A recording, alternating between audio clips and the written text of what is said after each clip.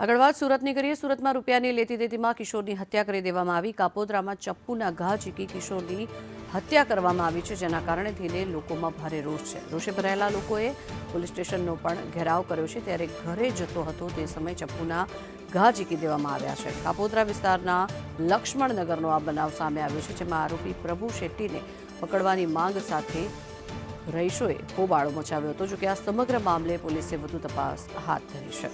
જીવલેણ હુમલો કરવામાં આવ્યો છે, ત્યારે પોલીસ સ્ટેશન ખાતે મૃતકના પરિવારજનો કલ્પાંત કરતા નજરે પડ્યા।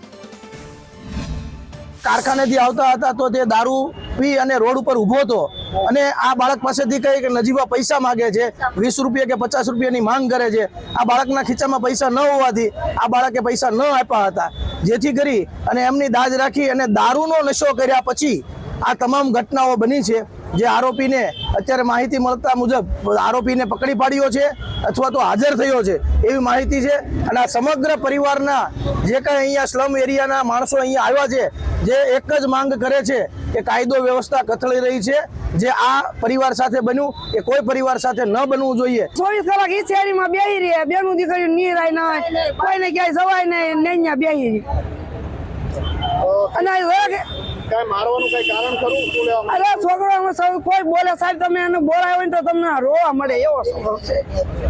શું માંગ છે તમારી? અમારી માંગ અમારા છોકરાને સજા દીધી ને અમારા છોકરાને થયું ને એવું જ થવું જોઈએ।